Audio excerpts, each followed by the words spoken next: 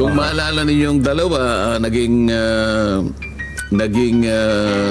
guest natin, si Kong Lian, at mula sa kanya ay nagsabi siya rito at dito niya unang inilahad Yes. na meron siyang nakuwang mga sensitibong impormasyon na binigay mismo ng opisina ni Secretary Yusek Cabral, bago pa nangyari itong pinag-uusapan natin. So, ngayon sinasabi mo kanina na may binanggit ang ombudsman na ano sabi niya? Yung mga gadgets pinapasecure. secure. Di, bakit ang ombudsman ang nagsabi nun? Dapat kasi siguro yung mga investigador.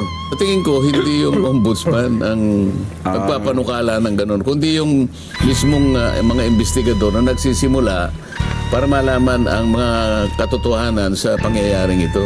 Marami talaga yung magdududa. Tama. Sa nangyari sa kanya. Dahil nga sa mga pangyayaring ito, Sen. Pero base sa paglalahad mo, Nelson, parang gusto niya talagang pumunta sa lugar na yon Bumalik pa Opo. Una, tama ba yung sinabi mo na binawalan sila ng pulis sapagkat napanganib yung lugar na yon? So, umalis nga. Opo. Tapos sabi mo, bumalik uli. So, ibig sabihin, parang gusto niya pumunta talaga sa lugar na yon.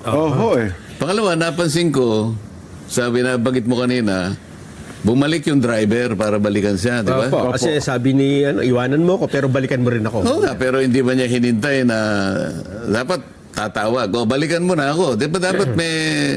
Usually, ganun mo Hindi ba dapat tatawagan ka? O, balikan mo na ako rito. Nasaan ka na? Tagal-tagal mo naman. Ayun nga. So, bakit kagad bumalik yung driver nang wala pang pasabi? Mga isang oras daw po Isang ito. oras sa pagitan, nagpakarga daw siya ng gas, di ba? Yun ang mayroon pang story yung Oo ganun. nga, pero di ba karaniwan, hihintayin mo yung... Tawag ng boss mo. Kasi iwanan mo na muna ako dito. Opo. Di ba pang karaniwan? Te-text na lang kita. Tatawagan kita. Wala bang ganun? Wala po. Walang ganon, Sen, ano? Well, ayaw naman ho nating magbigay ng mas malalim pang komento sa bagay nito. Una, ay ginagalang natin, nirespeto ang pangyayari po dito kay Yusek Cabral. At maaari ay nananangis yung pamilya nila. Ano ha? O kung sa bagay ito. Pero siyempre, yun nga po ang ating sinasabi, maraming katanungan sa isipan ng ating mga kabayan, Sen, sa pangyayari ito. No? At hindi naman natin maalis yan. Kasi ang mga katanungan na yan ay patuloy pang dadami siguro. Opo. Dahil alam naman natin, si Yusek Cabral ay dating nagsilbi sa DPWH. Opo. At alam din natin, very sensitive yung kanyang posisyon. Lahat ay mag-a-agree sa katotohanan na yung kanyang posisyon na yon ay masyadong maraming naglalaman yun ng maraming impormasyon tungkol sa kung paano inilalatag ang mga proyekto ng ating pamahalaan. Kasi DPWH ito, Jen, Nelson. Yusek for planning po siya. At hanggang sa maaalala ko, mula nung ako ay naging chairman ng Blue Ribbon Committee, ay talagang halos umiikot sa kanyang opisina yung mga unang katanungan dyan. Opo. Lalo na yung mga proponents ng projects, kung paano nilalatag yung mga tinatawag na, kung paano pinalalaki yung mga pondo, kung paano binabahagi. Talagang yung opisina niya ang nakatutok dyan. Tama. At maliban pa dun sa tinatawag nating mga applications. Siya yung umahawak kasi niyang mga applications. Ganun ho ba? So siya yung nakakaalam kung ano yung mga coordinates ng mga project. Kung talagang gugustuhin niya na sabihin kung nasaan ang mga coordinates ng lahat ng projects, lalong-lalo na yung pinag-uusapan noon na flood control, siya talaga ang bukod na opisinang nakakaalam ng lahat ng mga sensitibong impormasyon. Nasa opisina po niya yun. Ngayon, dahil nga sa kahalagahan ng opisina niya, nung kasagsagan na nagtatanungan tungkol dyan, ay nagbitiw nga siya. At mula doon ay wala namang masyadong ginawa na yung Blue Ribbon Committee. At marami nga nagtataka bakit Ba't ganon? Gayong siya yung pinakamaraming nalalaman dyan, parang wala lang. Pagkatapos, maraming nagsasabi na nakakuha ng mga impormasyon na maaaring makapagbigay ng kung ano-anong related na mga ibang tatalakayin at maaaring ma-involve yung maraming tao. Kaya siguro ngayon, kung mo nangyari yan, talagang aasahan mo na babangon ng mas maraming tanong. Opo, maraming talagang tanong. Mas maraming tanong ngayon kaysa kasagutan. Nakakalungkot yung nangyari dyan. Ako, unang-una, dahil kakilala ko naman siya, sa trabaho ko sa Congress noon sa mababang kapulungan hanggang sa maging senador ako, may pagkakataon talaga na nagkakausap sa mga hearing. Kaya kilala ko naman siya ng personal. Kaya hanggang sa ako'y maging Blue Ribbon Committee, nasama nga siya sa unang mga pagtatanong dahil nga sa sensitibong pwesto niya sa DPWH. Ngayon, nangyari nga ito, inaasahan natin na marami talaga yung magdududa. Tama. Sa nangyari sa kanya. At lalo pa nga naalala ko, di ba dapat nakatakda siyang humarap sa ICI? Sa ICI noong December 15. Tapos hindi rin siya pumunta, no? Hindi siya nakarating. Wala rin pasabi kung pupunta o hindi. Kung maalala ninyo yung dalawa, naging guest natin. Si Kong Lian Libiste po. Si Kong Lian, anak ng aking kumare. At mula sa kanya, nagsabi siya rito, at dito niya unang inilahad Yes. na meron siyang nakuwang mga sensitibong impormasyon na binigay mismo ng opisina ni Secretary Yusek Cabral, bago pa nangyari. Itong pinag-uusapan natin. At nung hinahanap na rin yung computer, hindi na makita yung computer. Ngayon, sinasabi mo kanina na may binanggit ang ombudsman na ano sabi niya? Yung mga gadgets pinapasecure. Secure. Yung cellphone. Text. Yan. Kasi sa forensic investigation, baka, ano bang tanong? Kasi kung may katagpo ba siya doon, siya lang ba ang kusa na tumambay doon? Bakit, ang tanong bakit 2 beses pa siyang bumalik doon sa nabanggit na lugar? Bakit ang ombudsman ang nagsabi noon? Siguro ang ombudsman ang nakunan ng reaksyon. Diba dapat pulis? Oo nga, no? Dapat kasi, siguro, yung mga investigador. Yung mga pulis. Kasi kung hahanap ka ng lead, halimbawa, pero ipaalam niya sa mga, mga partido ni Yusek Cabral. Sa tingin ko, hindi yung ombudsman ang nagpapanukala ng ganun, kundi yung mismong mga investigador na nagsisimula para malaman ang mga katotohanan sa pangyayaring ito. Bagay, malamang SOP naman sa mga pulis. Siguro nakunan lang ng reaksyon ng reporter si Ombudsman Rimulya. Pero doon sa punto lang, aspetong legal lang, may epekto ba ito sa kaso, sa kontrobersyal ngayong ating kinakaharap? Kung legal aspect lang po, walang... kasi ang tanong nila ngayon, di ba, ano magiging epekto nito sa iskandalo ng flood control?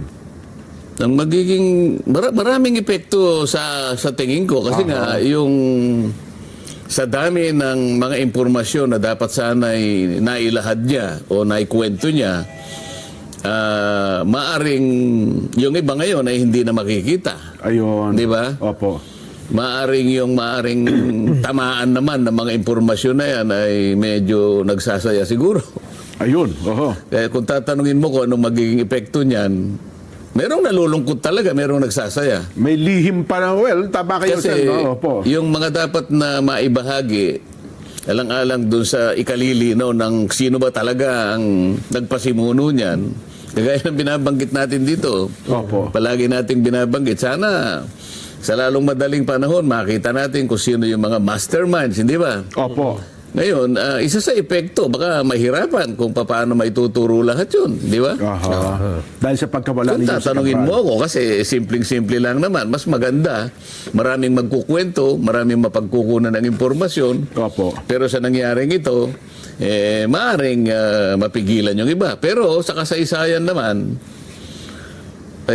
kung minsan, meron tinatawag na yung twist of fate. Opo, oho. Sa ibang pagkakataon, bigla na lang lilitaw naman yung mga ibang... kasi mag-iiwan naman ng bakas lahat eh. Tsak po yun. Di ba? Oho. Hindi naman isang tao lang siguro nakakaalam sa kanyang opisina. Mga ganun. Well, anyway, ako naniniwala naman sa makabagong kaparaanan ng investigasyon ngayon sa part ng Baguio PNP ng Cordillera. Tsak, magkakaroon ng malalimang investigasyon siguro, Sen. Ano talaga naging dahilan ng naging kamatayan nitong si Jose Cabral? Hindi lamang yung kamatayan niya mismo, kung hindi yung epekto ng pagkawala Ayan, niya. opo, Kasi oho. nga, nawala siya habang hindi pa ganap na natutukoy ang lahat ng dapat matukoy. Oho. Habang naglalaro pa sa isip ng mga mamamayan natin, saan na patungo yung mga investigasyon na yan? Ayan, Bakit opo. nangyari itong ganito? Oho. Di ba? Oo. Pero patataka ko na doon sa mga tama ba yung video footages, bakit binalot siya ng plastic? Parang yan? Yung parang foil? Na hindi ko alam eh. Di ba? Ano kayang nangyari doon, no? Ipakita mo nga direct. Ayun, yan, no? Bakit siya kaya binalot ng foil, ano? Paano niyo naman alam na foil yan? Ayun po, yung Ako, ako hindi ko alam kung ano yan eh. Parang Baka yan naman talaga yung ginagawa SOP? ngayon eh. Sabihin, para i-preserve po yung bangkay. Parang hindi naman... Well, parang ngayon lang ako nakakita ng gano'n. No? Na-accident, bumagsak eh. Yung body bag, Oo, yung... Ano ba, body bag lang ba yun? O... Ayun, no? Kasi parang binilot siya, no? Di ba? O body bag ba yung ginamit sa kanya? Well, anyway, nagtaka lang ako doon sa nakita nating yung paraan. Ay, nako. Ang sabi naman ni Kong Lian Lebiste Oo. tungkol dito sa pagkamatay ni Jose Cabral, ang sabi niya sa kanyang Facebook account, yung una niyang post ay may listahan sa computer ni Yumaong Jose Cabral ng lahat ng proponents ng DPWH insertions. Okay. May iilang may kopya nito. Kung lumabas lang ito, tapos na ang mga investigasyon. At sinundan niya after 7 hours, ang files ni Jose Cabral ay inaprubahan ng DPWH na ibigay sa akin noong September 4. Ipinakita ko ito sa ICI noong November 18 at 19 at sa Ombudsman noong November 26. May kopya rin ang DPWH nito. Pero mukhang sabi ng ICI, wala silang kopya nito eh. No? Nakita lang nila. Kaya nga humingi siya ng kopya kay ano eh. Oo. Ano binabanggit mo, Nelson, na si mismong si Kong Lian ang nagbigay ng mga sinasabi mong pangalan ng proponents? Yung galing kay... Yung nakuha doon po sa computer. Oo nga. Dahil nakakuha si Kong Lian ng kopya noon, ibinigay niya sa ICI. Hindi po, ipinakita lang. Pinakita. Nung humarap siya doon, ipinakita At niya. ang hingi nga raw ng kopya. Kasi wala doon silang kopya pala noon. Noong pinakita niya, meron ba kayong kopya nito? Nagtataka nga sila, walang kopya. Pero binigyan sila ng kopya. Binigyan daw po. Doon natin na-interview dito, Sen. Binanggit niya, nagbigay siya ng kopya doon sa ICI. Yun po yung sabi ni Total, Kong Lian. tinitindigan naman ni Kong Lian. Ibig sabihin talaga, binigyan ng kopya ang ICI. Oh, yes. Sa mga po. tweet, Oo. alam ng ICI kung ano yung nilalaman ng computer. Well, Dahil nabigyan na sila ng kopya. maaaring ganun daw po. At nabigyan din ng DPWH. May kopya, May kopya na rin po ang DPWH Yung original na copy, nasa kanila pa. May mga lumalabas lang angulo doon sa computer daw. May mga typo error. Kaya, mahiwagang computer. Kaya nga Kaya nung lang, ang magiging problema kasi dyan, alam mo, kung pinag-uusapan natin ay usaping legal, Opo. sino magpapatunay niyan? Authenticate, ano? Yung authentication kasi ay bahagi ng pagbibigay ng probity sa isang nakalap na ebidensya. Yes po. Oo. Kaya nga, pagka ikaw ay may-ari ng ganong kasulatan o anumang klaseng ebidensya, lalo na kung documentary evidence, Opo. authentication ang pinag-uusapan eh. Karaniwan, maaaring ang isang dokumento may pirma ka, so ipipresenta ka sa harap ng korte at tatanungin ka, ikaw ba ang gumawa nito? Ayun. Oo. Ikaw ba naglahad dito? Ganon. Opo. Meron kang pirma nakalagay rito, pirma mo ba ito? Yun ang authentication eh. Opo. Ngayon, kung halimbawa, listahan lang ang nakita, ngayong wala na si Jose Cabral, sino mag-authenticate ngayon na siya nga ang may-ari nung nakasulat doon sa computer? Kasi kahit na laptop niya yun, maaaring sasabihin lang ng iba, oy, naglagay lang kayo dyan. In-insert nyo lang yan dyan, Oo. ano, mga files na yan. Ano? So, ang pinag-uusapan natin dyan, yung technical issue ng authentication, doon medyo magkakaroon ng problema dyan. So, yun pala yun. Ano? Sa akin lang, opinion ko lang ito. Maring Maring nagkamali ako, pero sa experience ko bilang isang abogado, Jen, Opo. yan ang medyo problematic. Yung area na yun. Opo. Maliban na lang siguro kung may mga personal secretary siya, Nelson, ano? May magsasabing...